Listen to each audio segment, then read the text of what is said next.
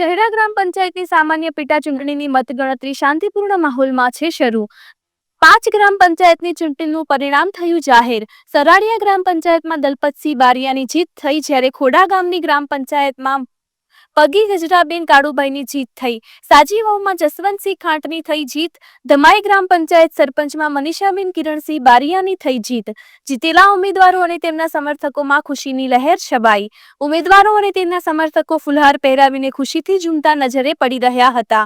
મતગણતરી કેન્દ્રની બહાર મોટી સંખ્યામાં ઉમેદવારોના સમર્થકો ઉમટી આવ્યા।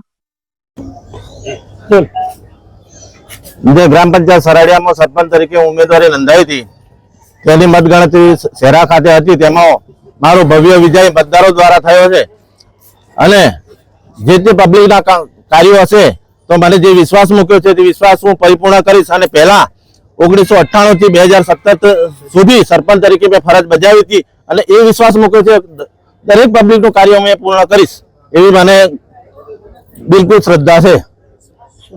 મારું નામ બારિયા દલપતસિંહ અંદરસિંહ। हाँ बोलो।